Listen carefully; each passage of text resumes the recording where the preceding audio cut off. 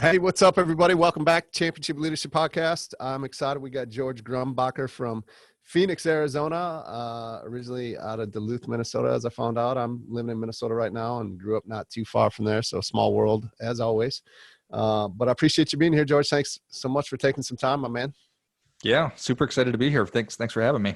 Yeah, absolutely. I want to kick the conversation off just like I normally do with the question on, what championship leadership is the name of the podcast. What comes to mind for you, or what does championship leadership mean to you when you hear that? Want to hear championship leadership? It's a pretty cool time. We're having this conversation in I think today's May 13th, but when there's no sports going on, but the world blessed us with this Michael Jordan documentary the Last Dance. So good.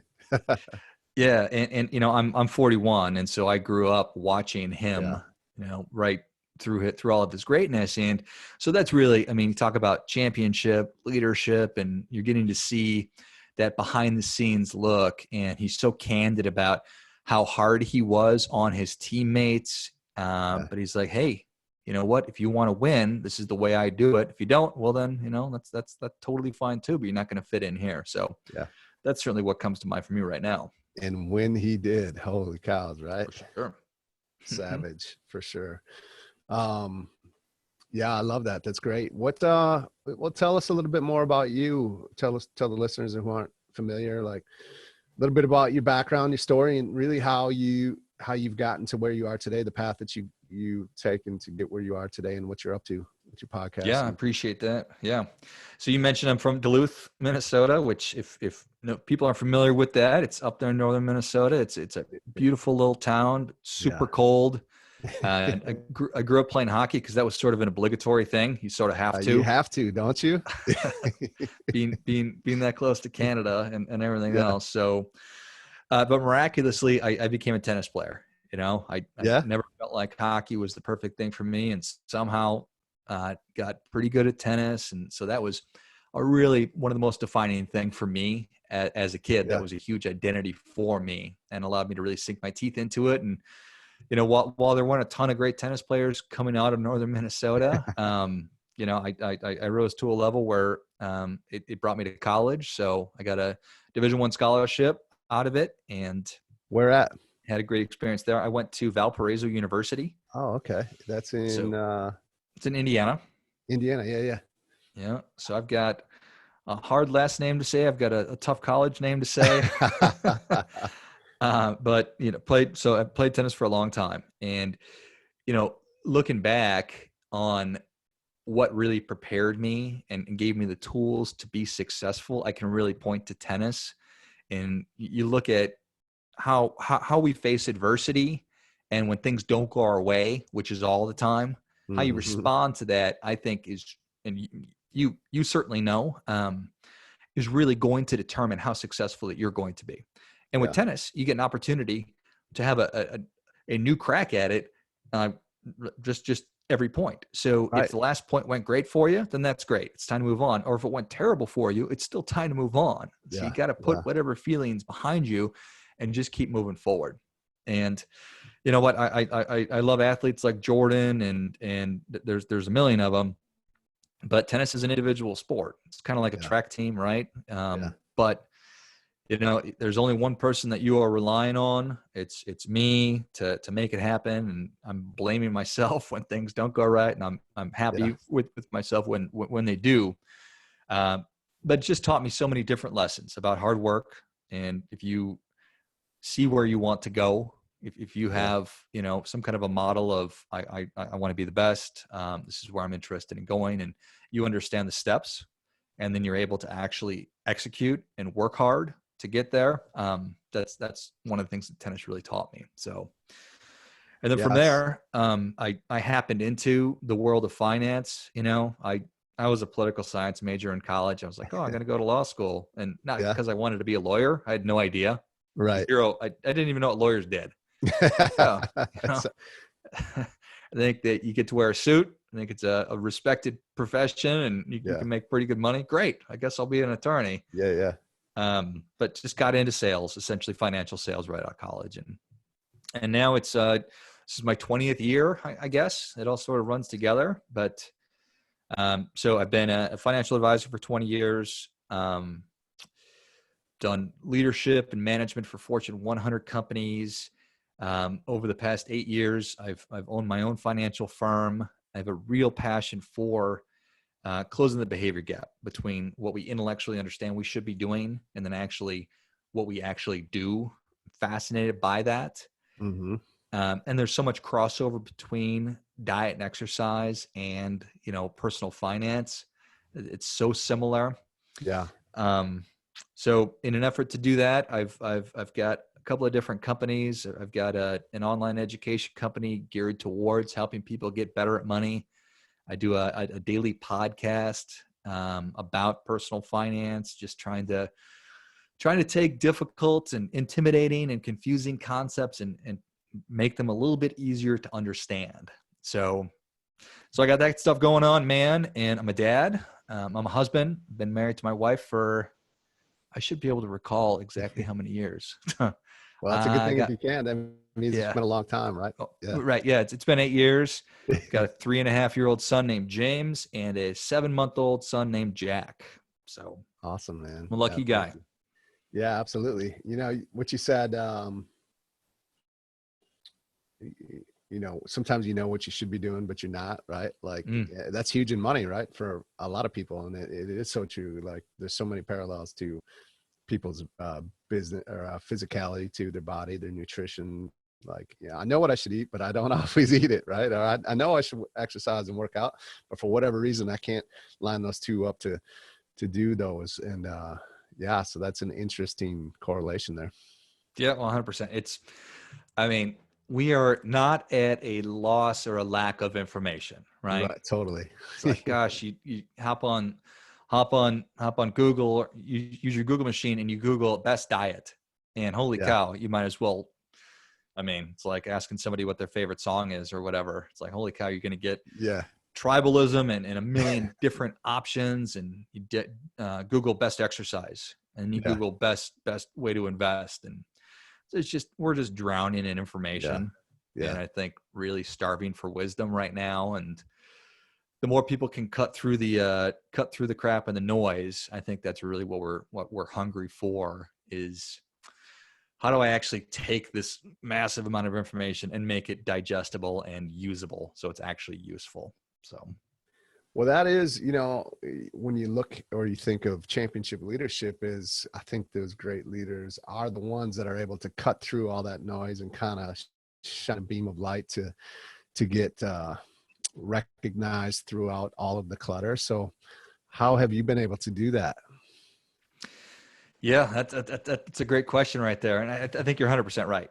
Jordan was awesome, but you look at Phil Jackson too, how he was able to take these just crazy personalities and wonderful athletes and manage the league and manage the front office and the owner and the players and everything else. So for me, I've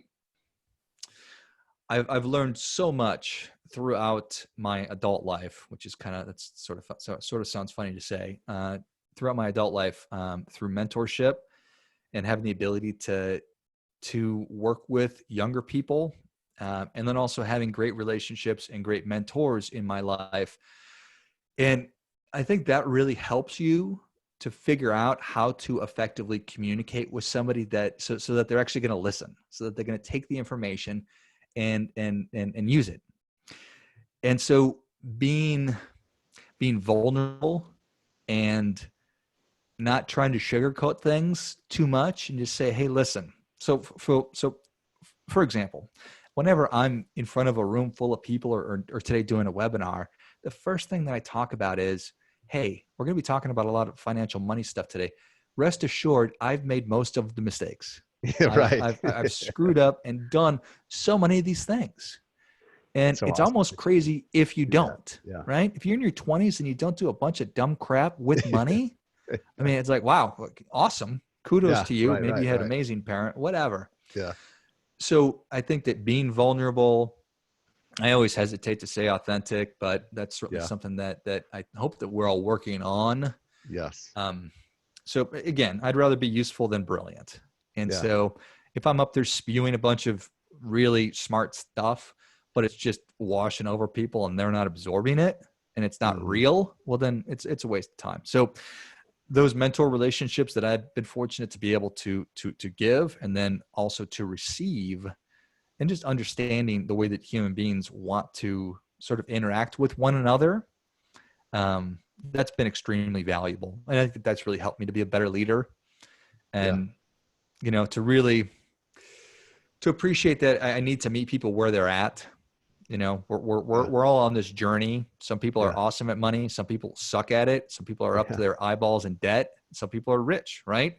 That doesn't mean they're good at money. Right. So just meeting people where they're at, I think, is also extremely important. Absolutely. Yeah.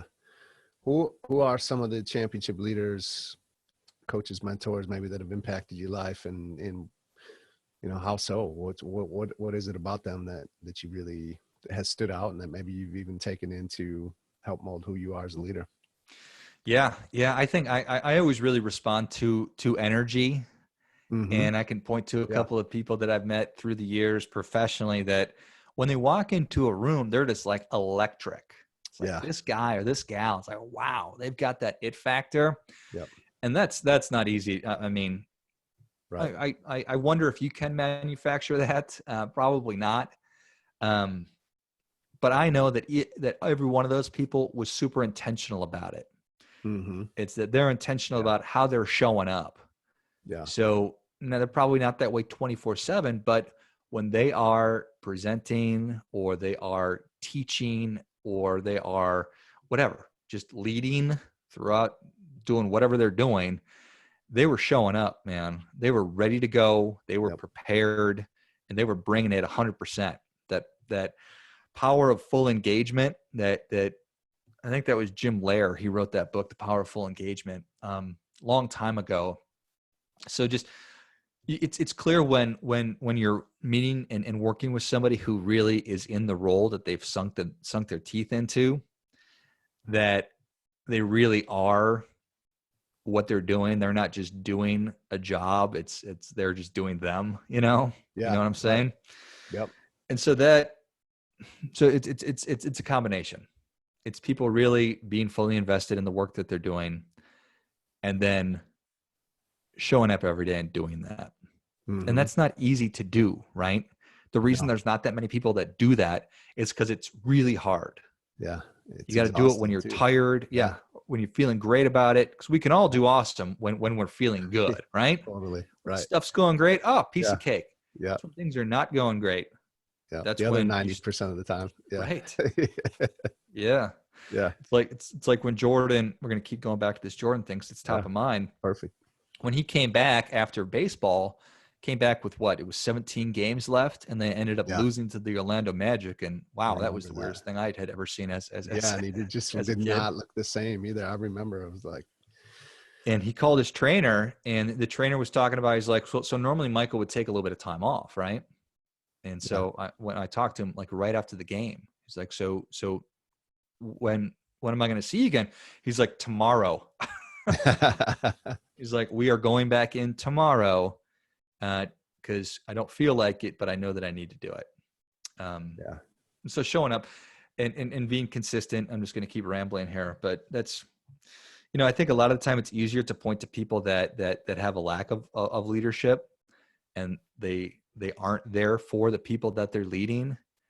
And that's, you know, people look to you as a leader, as a champion, to be there, to be consistent and solid. And now as a husband and a dad, more so. I mean, it doesn't get any more real than that. So whether I feel good or not in the mornings or whatever, you know, the kid's still going to be on their schedule, and they're still needing me to show up. So how is what you do and what you've been doing and working with the clients that you have and in the space that you're in during this, you know, during this time of the shutdown, the lockdown, COVID, like how has that impacted you, and how have you shown up differently, if at all, during this time? Yeah, I appreciate that. And this is something I've been spending a lot of time thinking about. And I think that you said it right. It's like, how am I showing up? And I think that that's a question I've been asking myself and then asking others. It's like, how are you showing up? How are you stepping up and showing up during this time for the Mm-hmm. people that need you? How are you doing that? And I thought, okay, who would I want to, be this? What does the person who I would want to be looking to, what does that person really look like?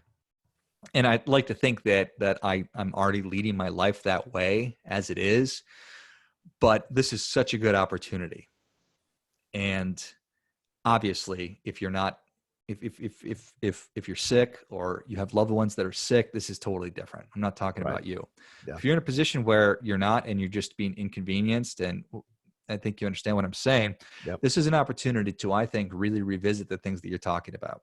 And I've Yeah. been saying you got to revisit your perspective and revisit your priorities, because this is going to happen again. Yeah. And your perspective on things, you know what? Things are bad, sure. But half of the world, half of the other earthlings live on less than $5.50 a day. That's a Yeah. crazy statistic, but it's So real. crazy. Yeah. Half the people on the planet live on less than $5 a day. So it's easy to get caught up. It's easy to not be able to see the forest through the trees, right? Mm-hmm. And perspective is a photography term just for pulling back. That's what we need to do. And this is sort of this could be a reset. It's like, okay, is what I've been doing giving me the life that I want? Yeah. What's most important to me? And for me, it's making sure that my family is safe and secure. And so making sure that my finances are in order. And then it's making sure that my body is strong and it's healthy. Yeah. It's hard to know anything about this disease because it's, it's hard. It's hard to know the facts. But it's clear to me that what is a fact is that if you have a strong immune system, that you will deal better with it should you get it. Yeah. And that means, what kind of food am I eating? What kind of exercise am I doing? Yeah. So make sure that I got my ducks in a row from a financial standpoint. So I'm not broke. I'm not living paycheck to paycheck anymore. Make sure that I'm healthy. This is the time to be refocusing that and making sure that my lifestyle is aligned to what's most important to me. Yeah, I think it was Joe Rogan I was listening to yesterday, and they were talking about it. And it's like one of the things that you're not hearing a lot of people talk about is like, what could you do to like just prepare yourself, or to maybe even potentially avoid this, is to like just make sure that you're taking care of your body, that you are taking care of your immune system, you're rested, you're working out, you're active, you're healthy, you're not overweight. And if you are, like, what can you do to move forward from today, right? There's nothing we can do about the past, but what can you do from where you are right now? Because most of it's just like, well, social distance, stay in your house, wash your hands, and put a mask on. Well, like, no, what could they really be doing proactively to, maybe you can't avoid it, but like you said, so if or when I do get the coronavirus, how can I set myself up for the biggest probability to get through it, the best possible way? So Yeah, that's right, man. And and if that's not true to life this, too, right? I mean, yeah, that's across the board. if not COVID-19, then the next one, because Mm-hmm. something else is coming. It might be the Yeah. financial collapse. It might Yeah. be, you know, who the F knows what the next thing is going to be? Nobody does. But Right. that's the whole point, right? It's what you're Yeah. talking about. Is I need to increase my resiliency so that no matter Yeah. what comes my way, that I am prepared, and Yeah. that I'm stepping up and making sure that my family is prepared too. I don't care if you're a man or a woman, young or old, you can still be that champion and step up and show up for the people in your community. Because there's people right now that, I mean, it's awful. There's older people that are so lonely right now, and Yeah. there's nobody that they don't have anybody. And being lonely is the equivalent of smoking 2 packs of cigarettes a day. Yeah. It's so bad. Yeah, absolutely. So there's people that need your help right now that are in your community. So pull that lens back, Mm-hmm. revisit what's most important to me, and is what I'm doing in line with that. And if it Yeah. is, that's awesome. If it's not, let's make some changes. Right. Well, you talked, increased resiliency. What's a time for you, moment of resiliency, critical moment, turning points where, you know, had you made a different decision in that moment, your life could be look very differently. But of course, you know, I think championship leadership, vision, courage to make decisions in times of difficulty when other people can't see maybe the same vision that you have, and maybe even they're trying to pull you back from you know, from that. And is there a moment that comes to mind to you where you did make the decision you did, but it could have looked very different for you had you not? Yeah. There's probably quite a few of A those million of those. throughout my career. Yeah, throughout my career. I told you I started out at a great big financial company, and Yeah. I pursued the management track with that company. I just always thought that I was going to be managing partner within that organization, and so I pursued that. And it took me from Arizona to California, and in that situation, talking about a great leader who shows up every day. The person who was running the office was the opposite of that, Yeah. completely the opposite. Yeah. And I knew that I just was not going to be successful in that environment. And Uh-huh. I was 28, so for the most part, you know, I'd been at it for a little while, but still very, very immature. And I made the decision to leave. So I resigned after a lot of success and went to another company. So that right there, you look back on that decision, Yeah. and it was based on principle. Could I have gutted it out? Probably, but I probably would have recognized and realized my, at that time, goal and desire to become, you know, to run an office. But now, looking back on that, you know, some 12 years later, that would have been awful. I would have been Yeah. super unhappy with that career path. I'm meant to be an entrepreneur. I'm meant Yeah. to be able to forge my own way and to Yeah. say whatever I want. And that would not be the opportunity within a Fortune 100. Right. Within a Fortune 100 financial firm, you can't say whatever you want. Yeah, exactly. So Right. that was really a pivot point for me Yeah, right there. definitely. And but just a million different sort of adverse consequences with that from a financial standpoint and emotionally, and so lots. But Hmm. that was a huge decision, and I'm certainly glad that I made it.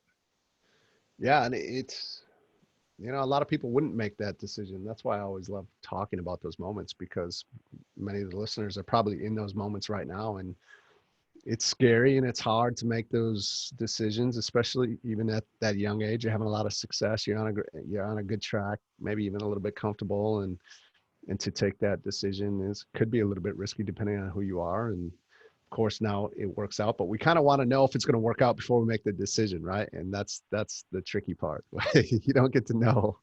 You know, it comes down to belief and having courage to make that decision. And so that's awesome that you did, and you are where you are today. So Yeah.